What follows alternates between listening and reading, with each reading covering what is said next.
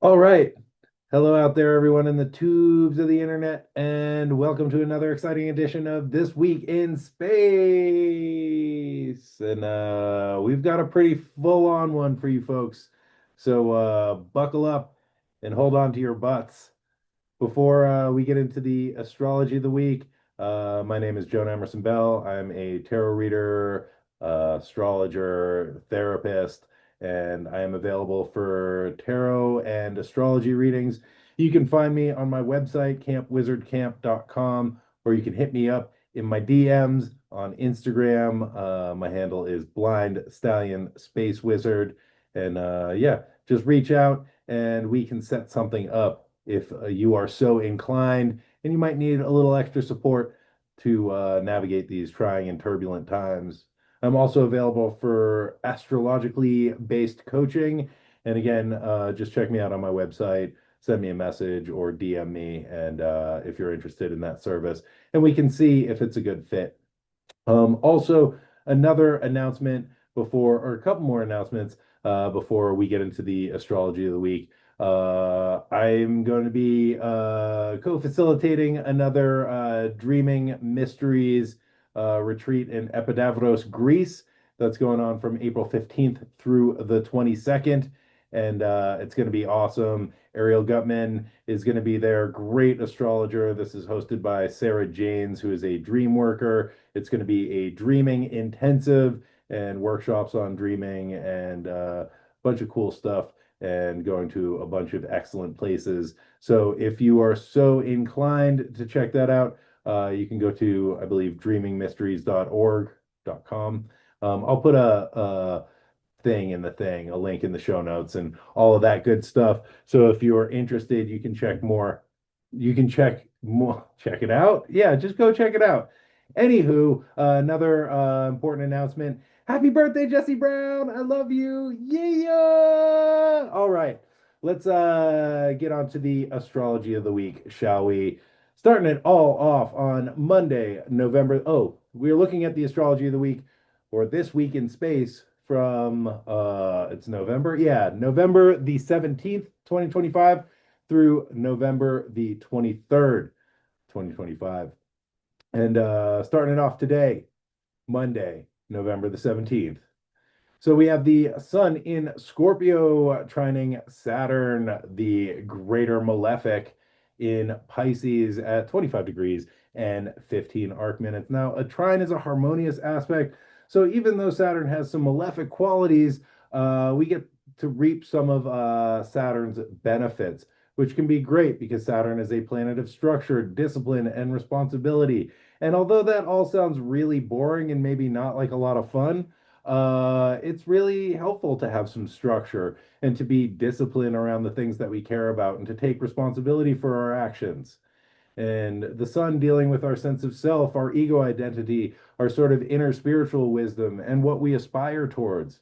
So in a trine, these two planets are in this like easeful relationship which allows them to collaborate and to use their skills to benefit each other. So we can consider how structure and the pressure that Saturn brings to the party can be used in the service of our sense of self and how that might help us to achieve the things that we aspire towards. Saturn can show up kind of like a inner critic, and the Saturnian voice in our heads can be really annoying, if not downright depressing.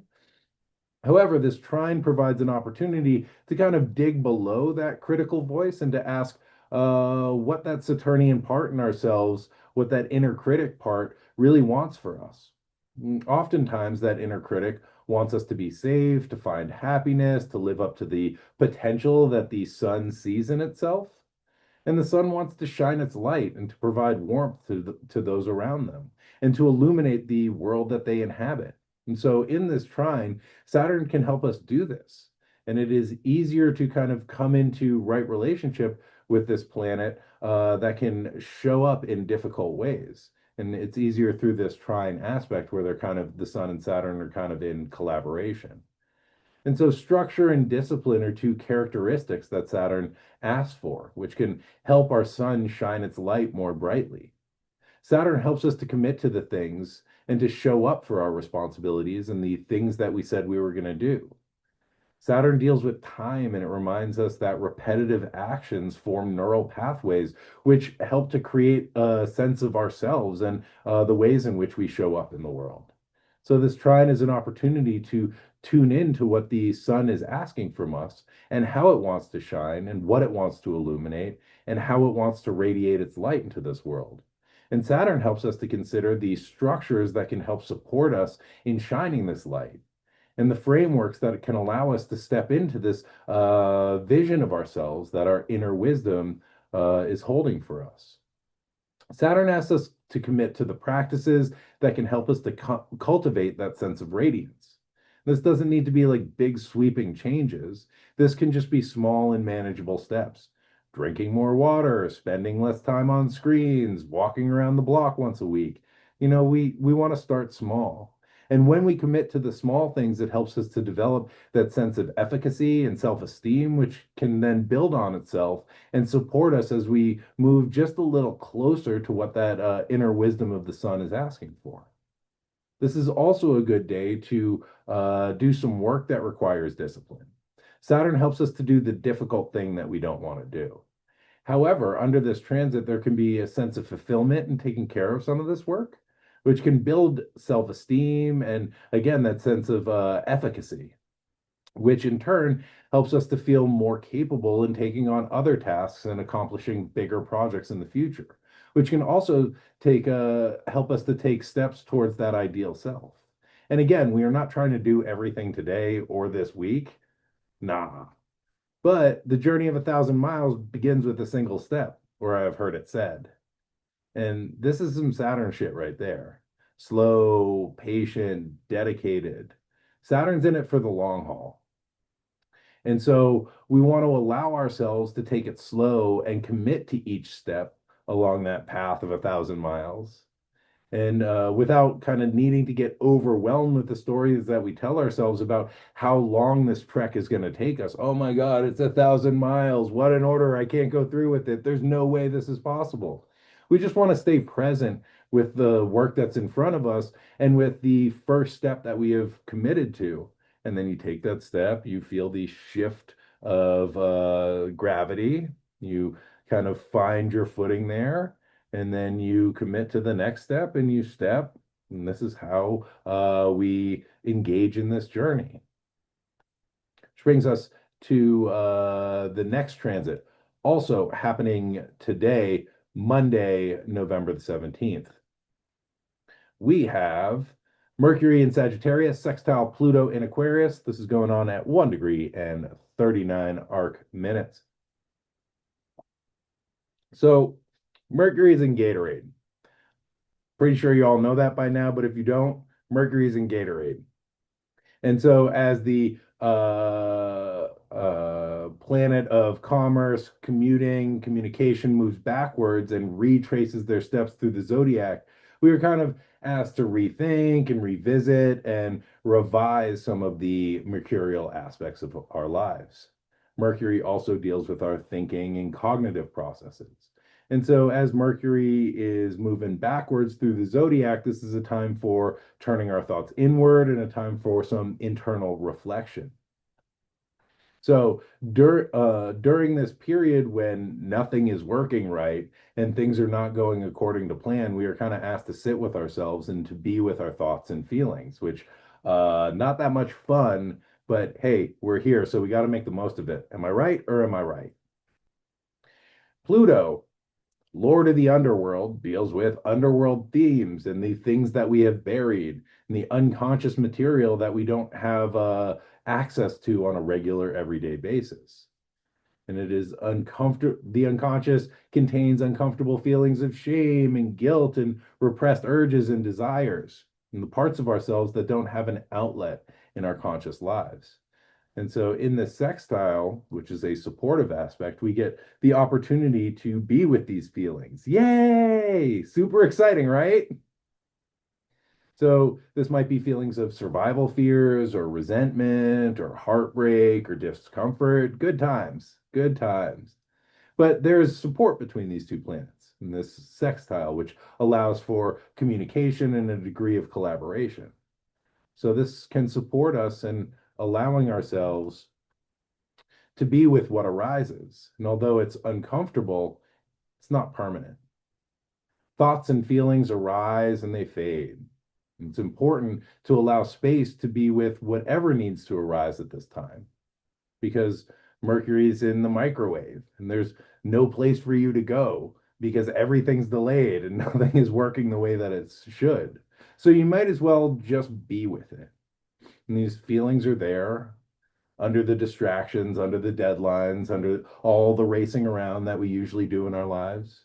And they aren't leaving just because we distract ourselves or try and run away from them through obligations and overstimulation. So, with this transit, we can think of the ways that we can support ourselves in order to make space to just be and to just allow. Can we cultivate some curiosity that can help us to lean in just a little bit more? What is this? What is arising? What is this feeling? What is the story that I'm telling about this feeling? What does it look like to move some of these thoughts and feelings through our system? Is this exercise? Is this writing? Is this meditation? Is this just sitting with it with curiosity and openness and asking, what is it like to be in this moment? What is this? And what is the space that we can hold for ourselves and for this internal experience? And then what can we do afterwards to help us to restore and feel supported and regulate our nervous systems? So, moving along to Tuesday, November the 18th. Mercury retrogrades back into Scorpio. So, timeline, Mercury will be retrograde from November the 17th, which was back then, to November the 29th, which is over there. Mercury stations direct at 20 degrees and 42 arc minutes of Scorpio on November the 29th.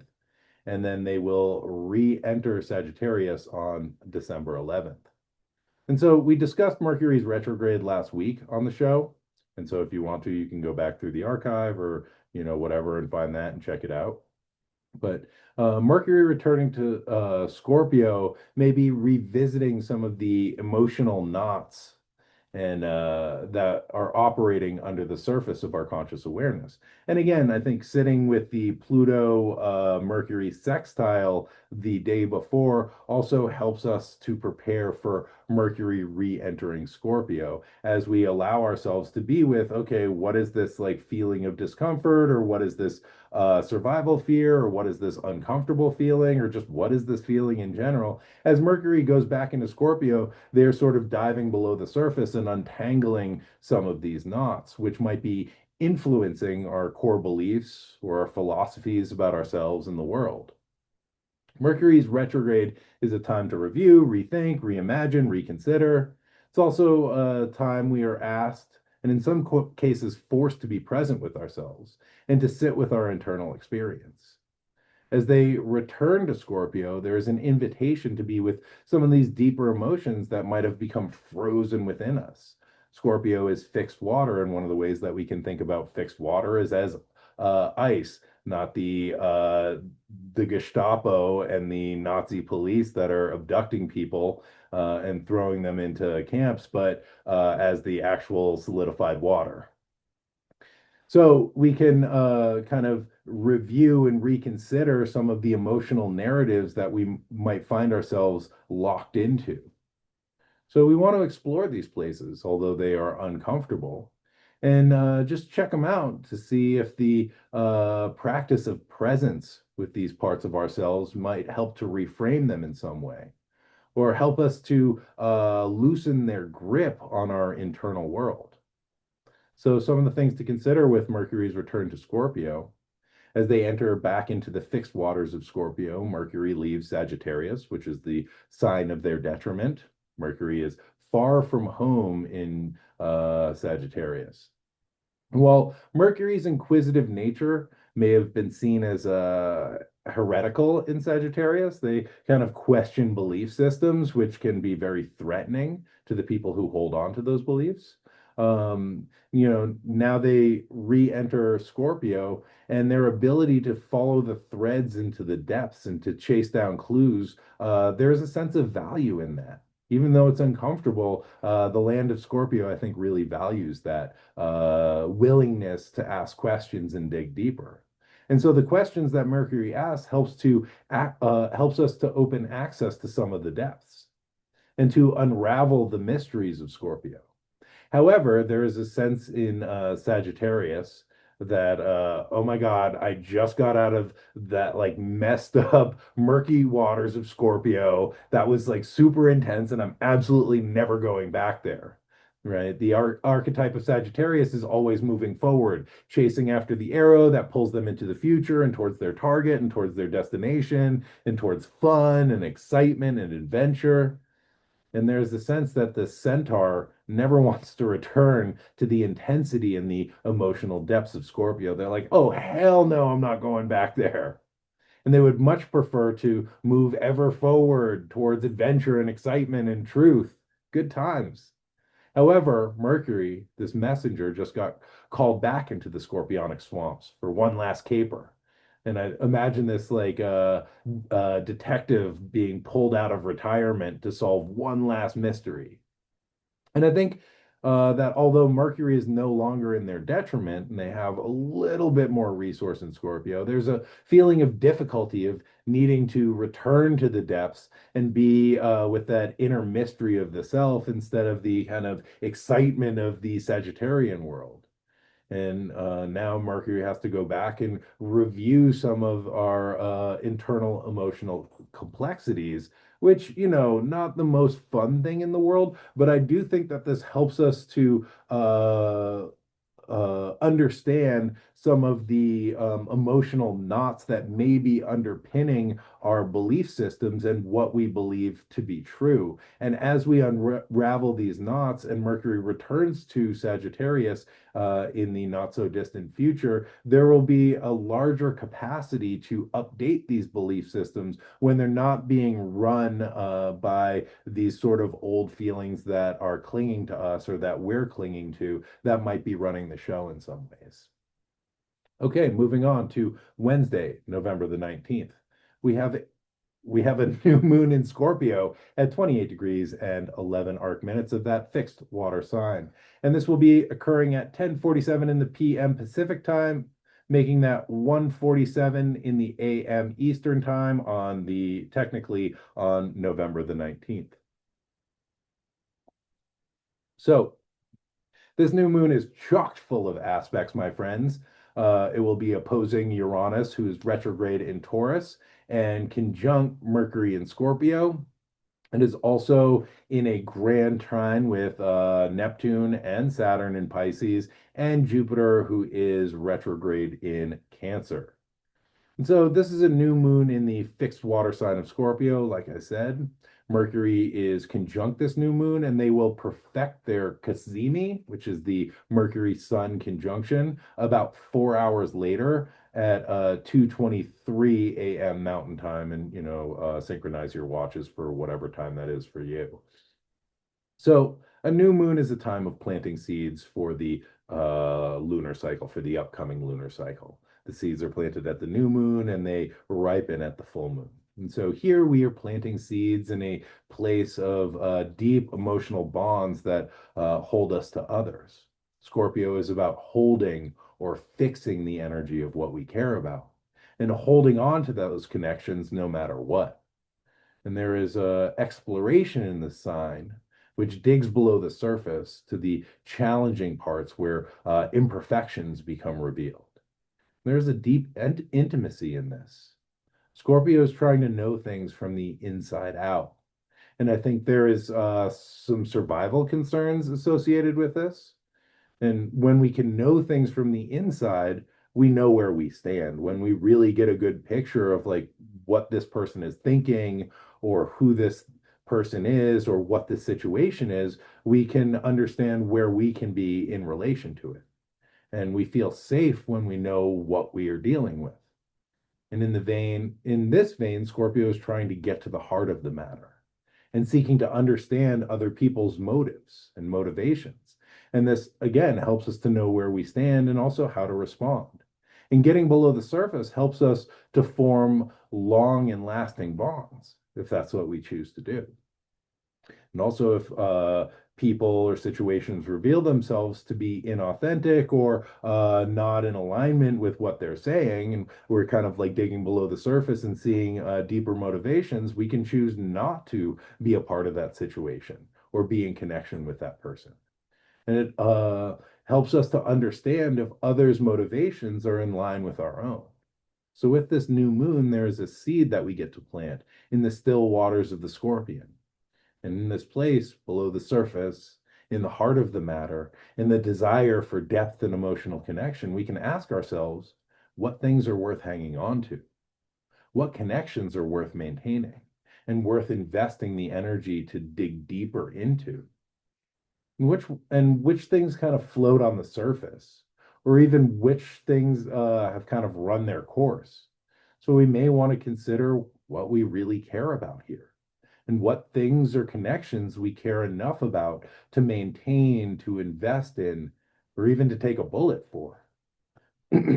As a Mars ruled sign, Scorpio, we get to ask ourselves who we choose to stand with and who we choose to stand against. Scorpio says, champagne for my real friends and pain for my sham friends. You know what I'm saying? With Mercury conjunct this new moon, there may be some information that comes to light and a review of some of the connections that we have formed and the choices and our choices around where we want to invest our energy and develop connection. And a reconsideration of who we choose to make our friends and who we have cast in the role as our enemy. And there may be some clarity around the emotional energy that we are holding on to. Is that resentment worth clinging to still? Do we still need to grind that axe? Or can we let go and move to maybe a more neutral place within ourselves? Scorpio as a fixed water sign is fiercely loyal. And now we are reviewing where we choose to place this loyalty, even asking ourselves, is it even worth it? And if not, where does that loyalty need to shift so it can be put to better use and actually support our personal development and emotional growth? As we engage in this review, there may be decisions made around the seed of loyalty and connection that we want to plant and cultivate over this next lunar cycle. This new moon is also being opposed by Uranus, who is just retrograded back into Taurus. Taurus and Scorpio are opposing signs, and they're both fixed signs, and they can be stubborn as fuck. Taurus deals with our physical and material possessions. It deals with values and it considers what we choose to hold on to and hold in our lives in the material plane. And Scorpio deals with possession on an energetic and emotional level and what energetic and emotional bonds we choose to maintain and keep in our lives. As Uranus, the planet of liberation, radical change, breakdown, opposes this lunation, there can be information and insight dealing with themes of liberation from emotional connections and energetic bonds that no longer serve us, as well as a review of what we desire our connections to look like and feel like. What would be that ideal? What is the quality of connection that is worth investing in for you? What feels valuable? What feels draining? We may find that this lunation shocks us in some way. Uranus is pretty shocking. It may reveal themes around the values that we have placed on certain things and the bonds that may feel restrictive or constraining as the dark moon becomes illuminated by the lightning flash of Uranus's energy and insight. And again, there's an opportunity to take this information and perhaps reinvest or plant a new seed in a way that might help to liberate us from old energetic ties that no longer serve us. And this might be relationships, this might be resentments, this might be held feelings that are taking up a ton of our energy and preventing us from feeling happy, joyous, and free. And so as this becomes illuminated in some way, we can choose to redirect that precious energy and into cultivating connections that feel more in alignment with who we want to become and the relationships that we want to invest that emotional energy into, as well as the relationships that are holding us. There may be a sense of freedom or liberation that may be called to the forefront of our contemplations at this time. You might want to consider what freedom means to you, what it looks like, and what it feels like. What is emotional freedom?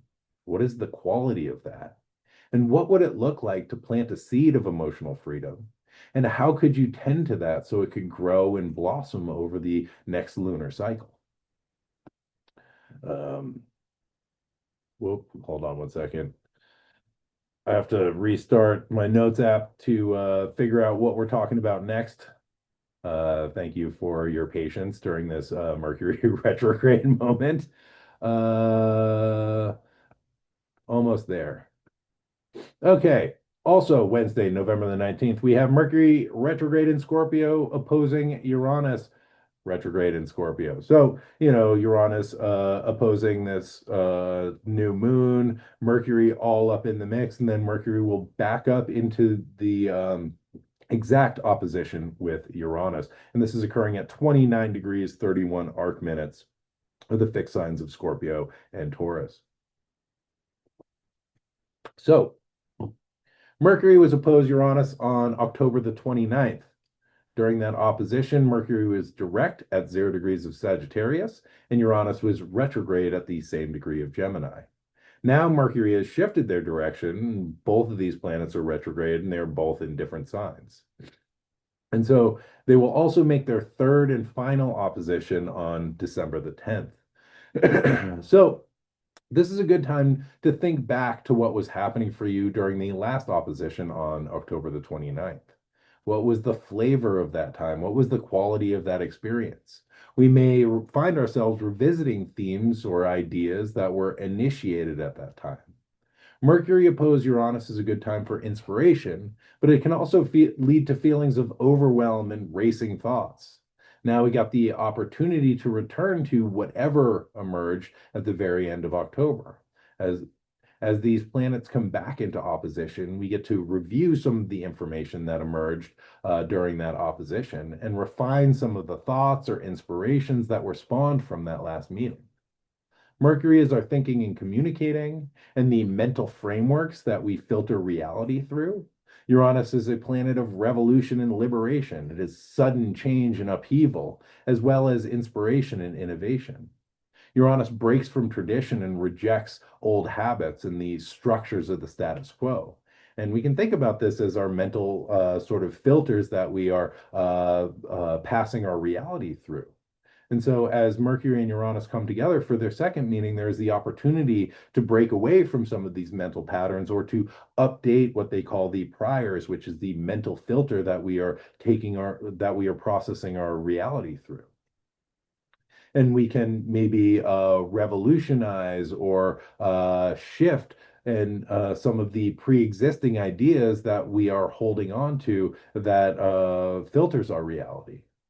And so both Uranus and Mercury love novelty, and novelty helps us to update our preconceived notions of how things are or how they should be or how they even could be. So this is an opportunity to kind of update our system and to create shifts in our perception through taking in new information and engaging in novel experiences. Mercury is also our thought processes and the ways that we communicate to ourselves and to others. Uranus, as a bringer of inspiration and innovation, can help us to see things from a different perspective and to think outside of the usual normative box.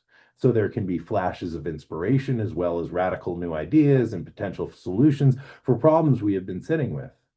However, we need to create the space to allow that inspiration to arise and to take root in our system, and to allow the conditions for ourselves to be able to take in these new ideas.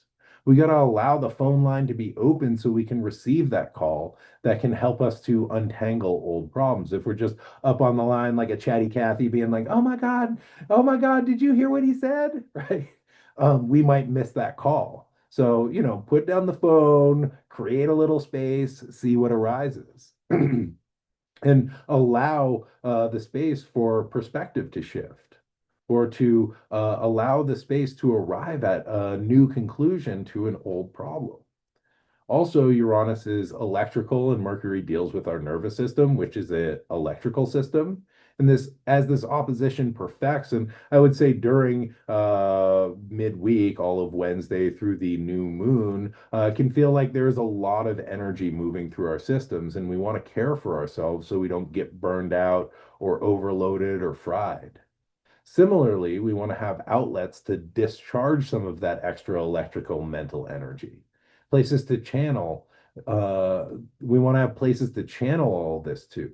So we can channel this energy through and it doesn't get backed up or overloaded, and we don't sort of fry our system. We also want to think about insulating ourselves and what that would look like. If we are the conduit that is conducting and channeling this energy, what supports us? How do we support our nervous systems? How can we kind of isolate ourselves so this energy doesn't go haywire and kind of arc all over the place into impulsive actions or things that emails that we might want to send, take back, but we can't. So think about the insulation that allows us to be protected and to protect the things around us so that we can deliver this charge to where it can be of most use and do the work we would like it to do, instead of just frying the system or shooting sparks everywhere or starting fires that we will need to spend our precious energy putting out in the future. Again, both Mercury and Uranus are retrograde, so during this conjunction, so we are revisiting and rethinking this electrical charge that got sparked back on the 29th of October. And we were reviewing the inspiration and reconsidering how we want to direct this electrical or intellectual energy and revisiting the best way to utilize this inspiration that may have been sparked at the end of October, and then will come to fruition on December 10th when these planets make their last opposition. So, also, Wednesday, November the 19th, there's a lot going on this week. Mercury retrograde in Scorpio, trining Neptune in Pisces. I'm actually going to skip over this one and we're going to move on to Thursday, November the 20th, when Mercury retrograde in Scorpio comes into their cazimi or the conjunction with the Sun in Scorpio at 28 degrees and 18 arc minutes. So, Mercury cazimi. This is Mercury's inferior conjunction with the Sun. Meaning, from our perspective, Mercury is between us and the Sun. This is the heart of Mercury's retrograde. Here, Mercury enters into the throne room of the Sun and delivers the messages they have gathered over their journey since the last retrograde. This is a moment of clarity during the retrograde process when things become revealed and we get to download some information from the inner spiritual wisdom of the Sun. The Mercury as a messenger is sort of mediating the Sun's energy, the identity and aspirations that the Sun represents, as well as its radiance, which becomes translated through Mercury and delivered through our mental awareness. And through the information that we are kind of picking up through our senses as we move through the world. And again, we want to leave some space to be able to receive this, to receive the insight that Mercury can bring during this cazimi moment. Kind of need to tune the radio to the correct signal to be able to pick up the broadcast or the information that we're trying to get. The Sun is the life giver and is the center of our solar system. It is the thing that everything orbits around, but we can't look at it. Its radiance is too powerful. If we look directly at the Sun, it will burn out our eyes. If we spend too long in its presence, it will burn our skin and dehydrate us and can create all sorts of problems. So we need to have the Sun's power mediated. And Mercury, as the messenger, mediates this energy of the Sun. It delivers its messages in a way that we can take in so we don't fry our eyeballs.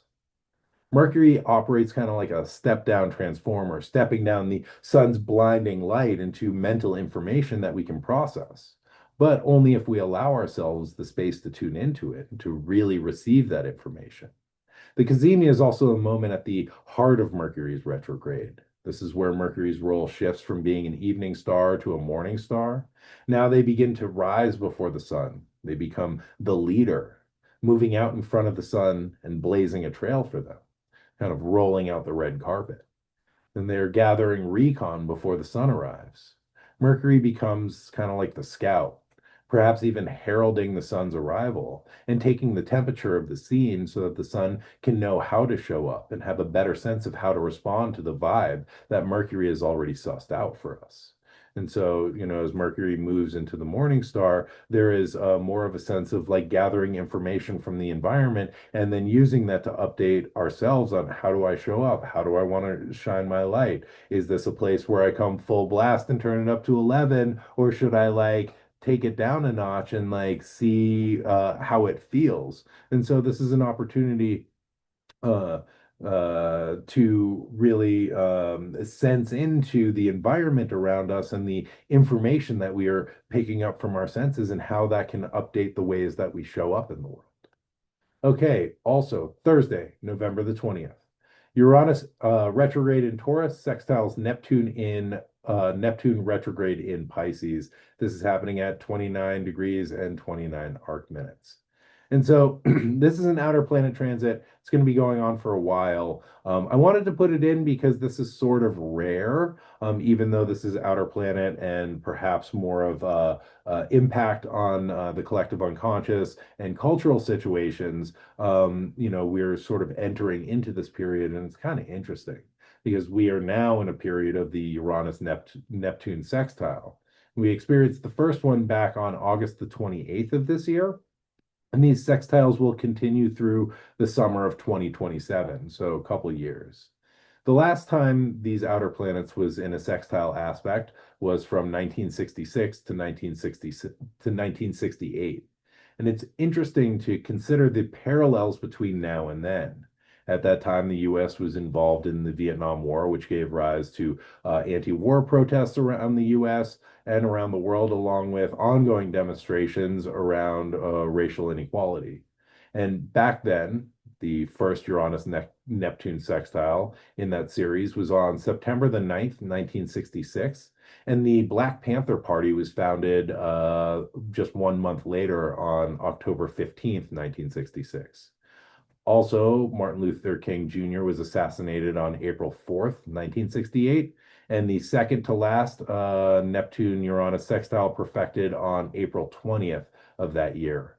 And Bobby Kennedy was assassinated on June 6th of 1968, and the last sextile of that series perfected a month before on May 12th of 1968. So that's just a little bit of context.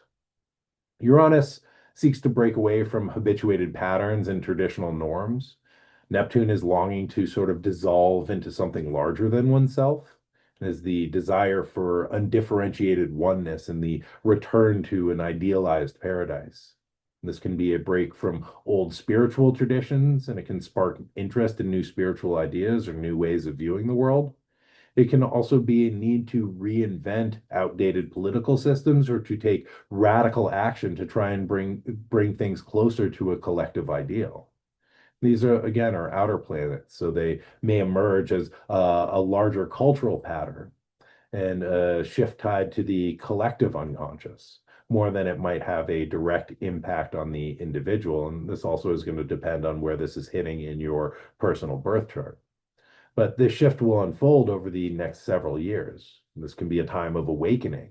However, Neptune can be foggy or illusory, and although Uranus seeks to break free from tradition and create new innovative systems, the disruption of old systems may be motivated by delusional beliefs, so pay attention to that. While as a collective we may be striving towards some new ideal, that ideal may also be a fantasy or at worst a farce. I think it's important that our spiritual longings or the desire for transcendence is rooted in practical reality and concrete values. Transcendence can easily become escapism. Personally, I'm more interested in ideas of embodiment than ideas of transcendence. And I think it's important to learn to be with ourselves and to engage with the material world in ways that don't get us lost in the simulation of samsara, but also allows us to hold our current experience in the context of a larger truth that is co-occurring with our personal experience. So this transit can help open our minds to new experiences of consciousness. This also may inspire us to engage with the living world in new ways. Instead of having our experience completely mediated through screens, which are managing our experience through algorithms and AI and corporate interests, the potential for expansion of consciousness can occur in our day-to-day experience if we are able to wake up to it, hold space for it. It doesn't require a hero dose of psychedelics or travel to exotic lands. The potential for liberation exists in each moment when we come into presence with ourselves and the living world that we are embedded in. So this transit can help to evolve consciousness, and it can bring us into connection with others who perceive the world in similar ways. But it's important to remember that awakening or consciousness is non-hierarchical. It's not just, it's not, it's just our experience of ourselves and the world that we are co-creating with. And it's important not to judge others based on our personal experience or what one individual or group perceives as the truth.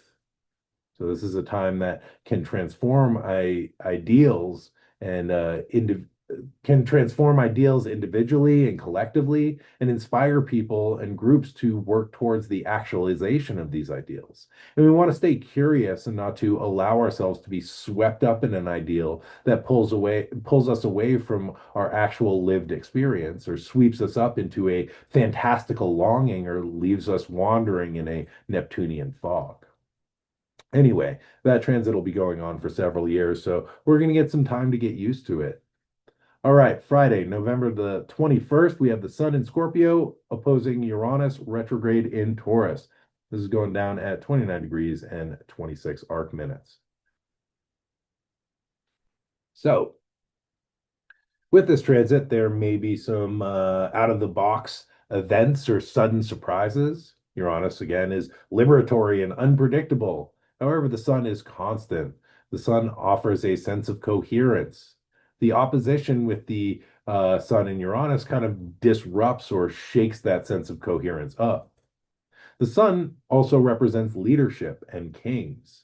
They're traditionally the people or the position that is the cohering principle of a society.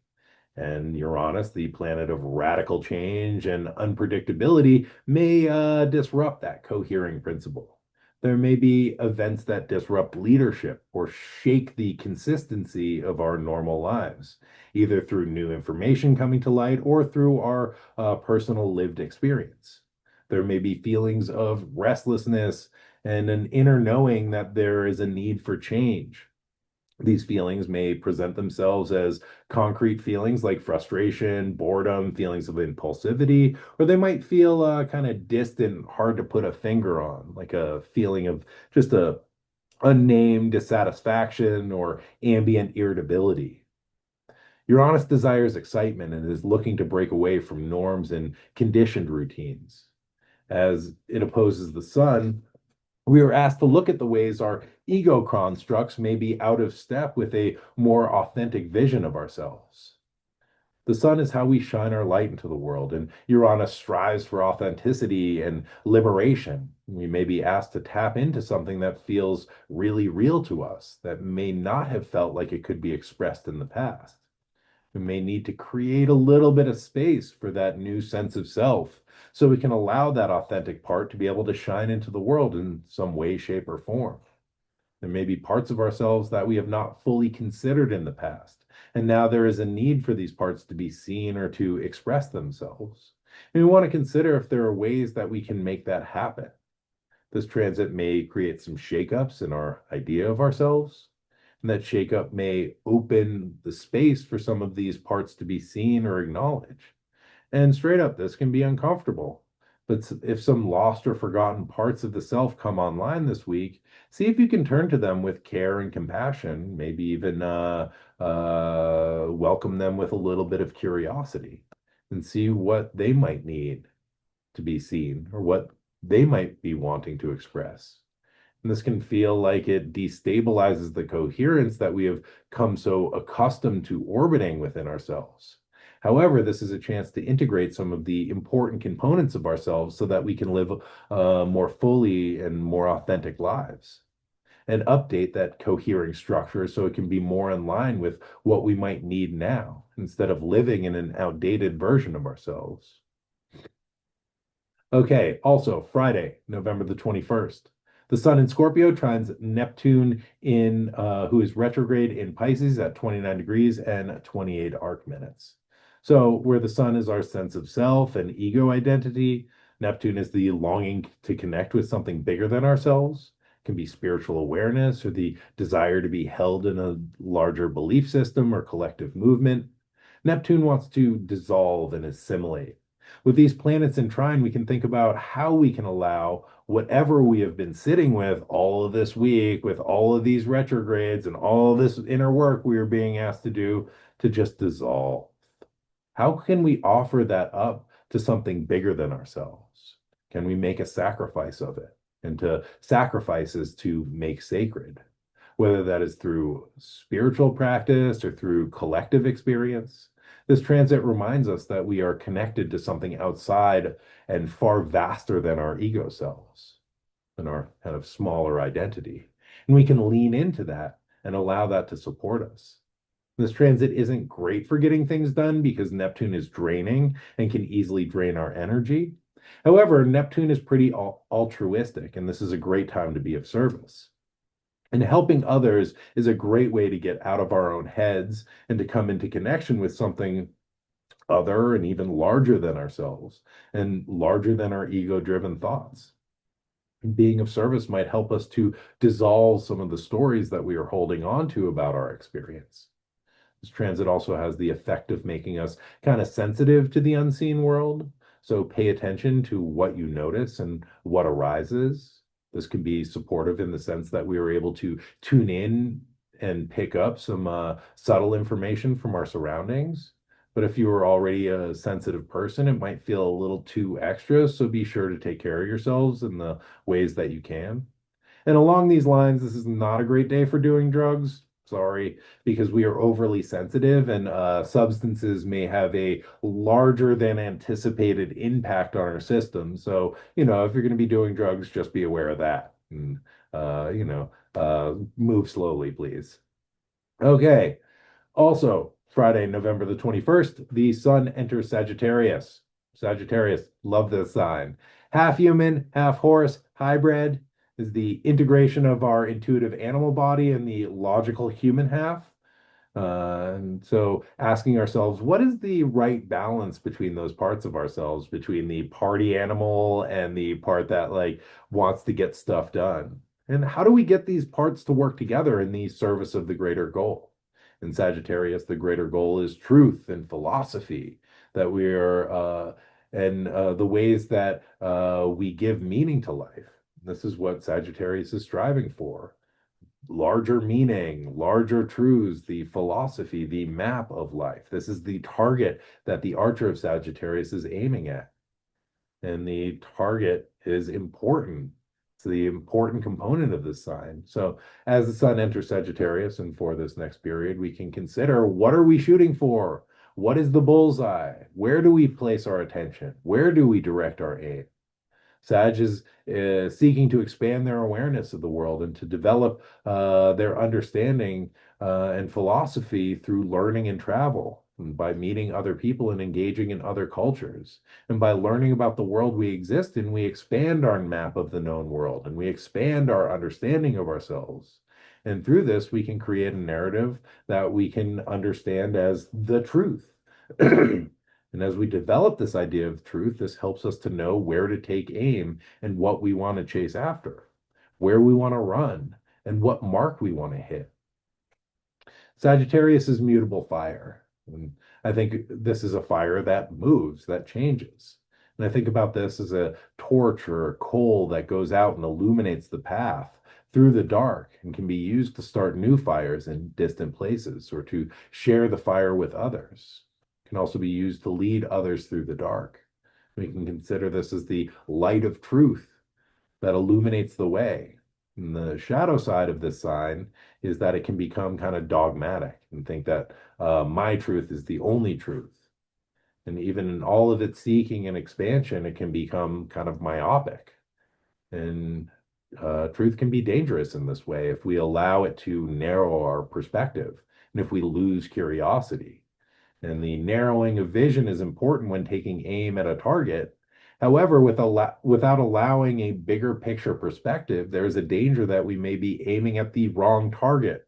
Although we may have hit our mark, we might have missed a more important target, which and allowed ourselves to settle for less or have totally missed the point altogether. So being able to hold the big vision as well as the sort of focus on the target. Okay, almost there, my friends. Saturday, November the 22nd, Mercury retrograde in Scorpio, trine Saturn retrograde in Pisces. And then also Saturday, Mercury retrograde in Scorpio, trining Jupiter in Cancer. So Mercury coming into a grand trine with Saturn and Jupiter. I'm gonna not dwell on this for too long because I want to wrap this up and get on with my day. However, Grand Trine is a supportive aspect. It's happening in water signs. Mercury, again, our thought processes in cognition, our ability to communicate. Saturn or Jupiter, a planet of expansion, Saturn, a planet of contraction. And so in this trine, as all of these planets and elements are supporting each other, we get to be in right alignment between the expansion and the contraction. We get to cultivate optimism in a way that is tethered to reality, and we get to process this mentally. And we get to communicate in ways that can both expand our awareness and keep us tethered to reality. And so, this is a great time for working on mental projects, for writing, for being in communication, because with the Saturn Jupiter trine as well, it keeps things right sized. Things aren't too heavy, and also things are not untethered. You know what I'm saying? So, I don't know, coming into the weekend, if you have intellectual projects or conversations that can be uplifting and also help you to get towards the larger goal, this is a great time to do that because Saturn looks at the sort of long arc of this is the work that needs to get done so that I can achieve the goal. And Jupiter is like, great, we got this. And Mercury is like, cool, I've got an idea. And so putting them all together in a room can be incredibly productive. Okay. Last transit of the week, wrapping this all up. Sunday, November the 23rd, we have the Sun in Sagittarius, sextile Pluto in Aquarius. This is going on at 1 degree and 45 arc minutes. So, Pluto, our buddy, underworld god, dealing with death, rebirth, and transformation. Sun, again, our ego identity, our inner knowing, what we aspire towards, and the ways that we shine our unique light into the world. Sextile is a supportive aspect where these planets get to be in communication and kind of help each other out. Here, the sun or that sense of self may be gently nudged to transform in some ways. There may be some old layers of self that we might have noticed in all of this sitting in our retrograde stew that need to be shed and released so that something new can emerge. There may be an inner need that is seeking to be expressed, or an authentic part of the self that is seeking to emerge. And in order to make space for that part of ourselves to come online, there may need to be some old, outdated stories or ego identities that need to be composted. Also, Pluto deals with issues of power. And in a sextile to the sun, it might help us to access some personal power, to think about what is the power of the sun. So the sun has a lot of power. It's like a ton of nuclear reactors just going off consistently, and that also lives within us. And so we might take some time to notice where power resides in our bodies or in our lives or in our psyches or in ourselves and to kind of locate it. I think that there are a lot of stories that we hold about power and judgments around power, and this makes sense. But I think that power itself is neutral. It is something that exists. It is something that we all engage with in some way, and it is something that we all have experiences with personally and collectively. And we each, every one of us, to some degree, has power. We have power in our bodies, in our opposable thumbs. Like, this is some powerful shit. To be able to play video games, that's power. To open a doorknob, that's power. To move things in the material world, that's power that all the disincarnate beings are kind of jealous of. We have power in our mental capacity. Our words have power. Our actions have power. Choice is power. The Merriam-Webster dictionary defines power as the ability to act or produce an effect. It also defines it as control, authority, or influence over others. So we have this sense of our own ability to act and to create an effect, to have agency, to make choice and to take actions, as well as others' ability to have control over our experiences and to create consequences for our actions. I think this is where power gets kind of a bad rap because people who have come into positions of power have used it to deny others access to agency and have tried to control others' actions and lives. And those who have attained power then seek to maintain it no matter what the cost. And they spend a lot of energy consolidating and holding on to that power. And traditionally, those with the most power have not had oversight nor have they had been held accountable for their harmful actions. And I think this is where we develop stories around power is bad because that person in a position of power is a bad actor. And so I don't want that. I don't want to be like that. And so we are also kind of seeing this play out as more of the Epstein emails are leaked out, which, by the way, happened when Mercury is conjunct Mars in Scorpio last Wednesday, which I think is pretty interesting, digging up some spicy information and kind of releasing that to the world. And whoo, that was spicy. Had a good time on the internet when those dropped. But with this whole unfolding scandal, we have seen the ways that power is sought to protect itself and to avoid accountability at all costs, which seems like it's starting to crack and implode in some ways. And how that unfolds is, I don't know. I'll keep following it. Um, and I think that as this scandal is sort of eroding the consolidation of power, hopefully in long-lasting ways, we're undergoing a transformation that is actually shaking the pillars of America and potentially Western civilization. But to my point, we have these examples of power over. Powerful men doing what they want with no accountability and inflicting harm on others, and other people supporting them. And this is an old model and that needs to be updated. This is a Pluto in Capricorn model. With Pluto in Aquarius, we are looking at at horizontal power and how we can develop situations where we can have power with. And this can look like strikes or boycotts, coming together as collectives to create power through cooperation. This can also look like finding ways to access our own power and learning to share that with others instead of trying to hold it for fear that somebody else is going to take it. Or instead of holding on to it or wielding it over another and making them less than. How do we use our power? Whatever that might look like, to help raise others up instead of suppress them and push them down. Whether this is our personal power, our creative ability, our economic status, our physical abilities, or our physical characteristics, or our social capital, or our skills. There are various ways to access and cultivate power. And under this sextile, close out this week, it may be a good time to meditate on the places you feel like you can access power or where you hold power in your body, in your life, in your relationships, in your connections. Where do we draw power from? Where do we share it? And we can think about this as the ability to have agency and our ability to produce an effect. So where do we feel that power in our bodies and where do we experience it in our lives? And can we lean into these places instead of rejecting them outright because that's bad, because that person did that and that's bad and I don't like that person? Can we sit with this feeling? And what does it feel like to be with and in our own power? Can we be with it or is it overwhelming?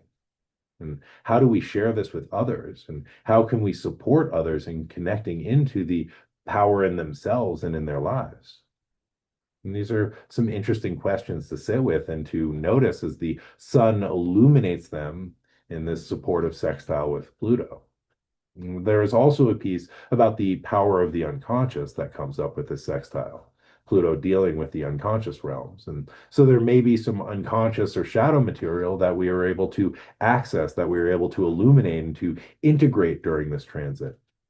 With six planets retrograde right now, there is a deep need to sit with ourselves and to just be with our feelings, to be in our own experience without judgment, to be with and not needing to do or to act or to change. And yeah, that sounds uncomfortable, but that's power. To just be with our feelings is power. And to sit with our feelings and allow some of the deeper underworld material to come up. And if we can turn towards it and embrace it and illuminate it, that material can be integrated in some way, which frees up all of this psychic energy which was bound up in the underworld. And as we free up that energy, we gain power. And that shadow material loses its grip on our lives and on our psyches. And part of this is allowing ourselves to turn towards and to hold up a torch and reveal what was hiding in the dark and lurking under the surface.